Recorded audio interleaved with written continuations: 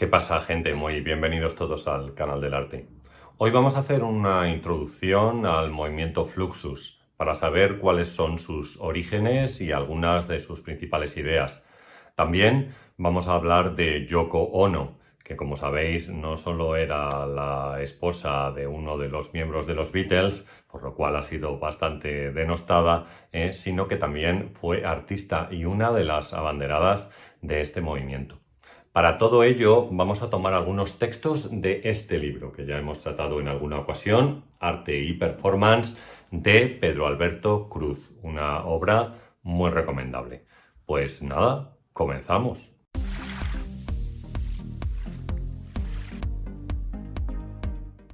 Fluxus es probablemente el fenómeno del arte del siglo XX, que historiadores y otros estudiosos tienen gran dificultad para entender.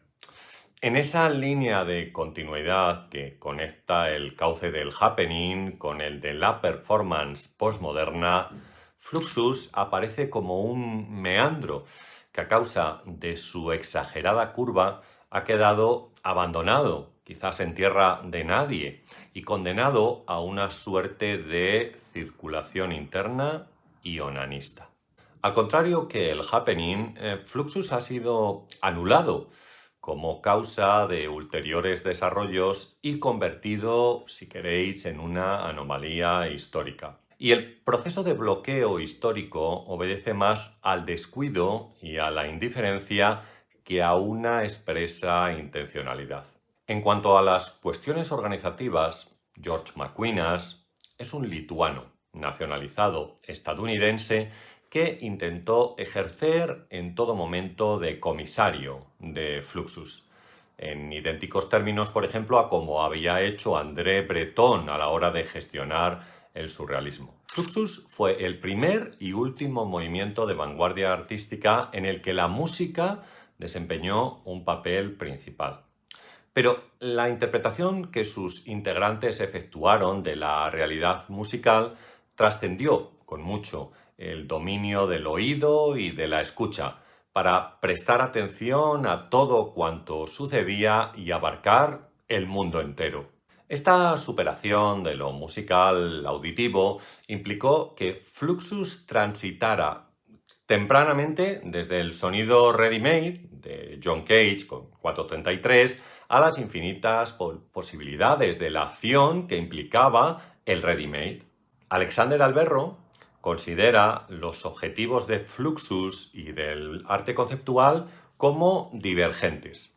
Así, por ejemplo, el primero se propone como un intento de expandir el concepto de arte de lo universal.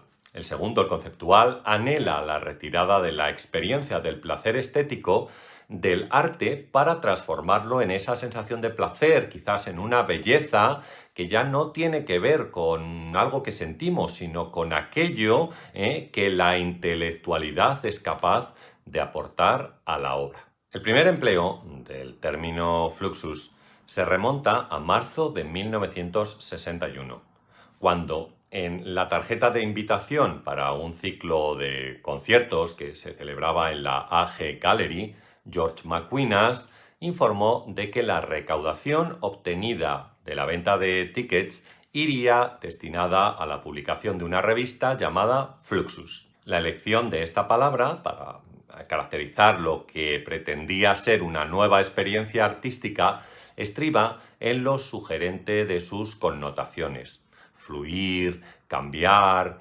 mezclarse. En 1962, McQueenas emigró a Alemania y contribuyó de manera decisiva a dar forma a Fluxus, una red internacional de artistas heterodoxos e irreverentes provenientes en muchos casos de la música experimental, conectados por medio de encuentros, ediciones e intercambios postales. Los festivales Fluxus solían adoptar el formato de concierto, en el que se sucedían normalmente acciones breves. Quien mejor ha explicado el itinerario del recorrido del arte hasta llegar a Fluxus dice que la naturaleza de Fluxus parte del collage, cuando éste se proyecta más allá de dos dimensiones y se logra una combinación en el momento en el que está integrado el espectador, que además tiene en su entorno. Es decir, como una agregación de la performance, parte de happening, la ruptura del happening, en diferentes unidades mentales que se derivan del evento y de cuantos eventos que se vuelven mínimos, pero con un máximo de implicación concreta del tipo de performance que es privativa de Fluxus. Uno de los aspectos más destacados de los eventos Fluxus es el principio de incertidumbre y también de ambigüedad que nos gobierna. La naturaleza mínima de cada uno conlleva que la instrucción propuesta por el autor no determine una única posibilidad de ejecución. El interés de los artistas Fluxus por el pequeño acontecimiento diario no busca tanto producir arte, sino remarcar la realidad no arte para focalizar la atención sobre ella. La estrategia que describe los eventos es la de convertir el marco que desagrega situaciones cotidianas a fin de generar una percepción consciente y aumentada de estos pequeños eventos. La realidad importa, no como materia estandarizada, sino como singularidad encuadrada. Fluxus se articula como una de las manifestaciones artísticas que mayor coherencia ha demostrado a la hora de definir una estructura de producción y exhibición externa a las reglas del mercado del arte. No en vano, su protagonismo menor, en muchos casos de los relatos oficiales del arte en el último medio siglo, obedece precisamente a esa escasa circulación de sus trabajos dentro del sistema galerístico tradicional. Sin coordinación alguna, ni bajo un programa que sistematizar a las diferentes tomas de posición, diversos participantes en Fluxus esbozaron una estructura de comercialización alternativa a la oficial que resultó más determinante en términos performativos que por su eficacia económica. Para ellos, el arte no era una mercancía con la cual se podía comerciar, lo cual les dotaba o les daba una mayor libertad de creación en unos trabajos cuya finalidad no era la entrada en el circuito del sistema artístico. Bien, ¿y Yoko Ono? ¿Dónde queda Yoko Ono en ese acto cotidiano elevado a categoría artística?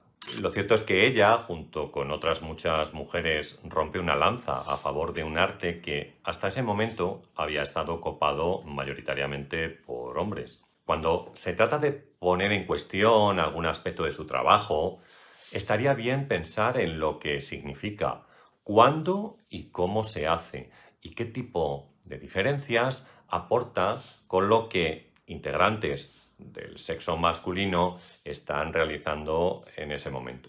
Fluxus es un primer paso, no solo en este aspecto, sino también por una globalización que hasta entonces había focalizado el mundo del arte en Europa y Estados Unidos. Yoko Ono, japonesa, tiene una pieza en la cual las reivindicaciones feministas tienen su reflejo. Se llama Cat Piece y fue realizada en el año 1964. La interpretó por primera vez en la ciudad de Kioto. La artista, arrodillada en posición zen, situó unas tijeras delante de ella e invitó a la audiencia a que las usara para cortar parte de su vestimenta. En la segunda representación, mientras un joven cortaba su sujetador y dejaba al descubierto sus pechos, Ono miraba al vacío, poniendo de relieve el voyeurismo, ¿no?, que lleva a la contemplación del cuerpo femenino. El espectador disfruta del cuerpo sin exponerse a la mirada de la otra persona que le observa. Pero, ¿qué pasaría si de repente ella devuelve la mirada?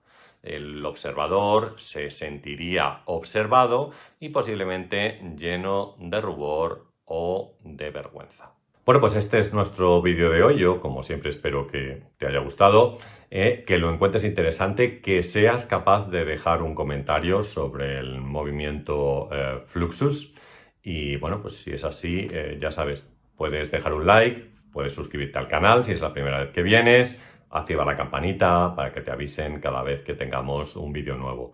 También sabes que hay diferentes formas de colaborar con este canal. Puedes hacerte miembro del mismo aportando una pequeña cantidad mensual, dejando un super thanks y agradeciendo la labor que nosotros hacemos, o bien comprando alguno de los libros que tenemos publicados y que está indicado cómo hacerlo en la caja, en la descripción. Muy bien, pues nos vemos pronto en un nuevo vídeo. Adiós.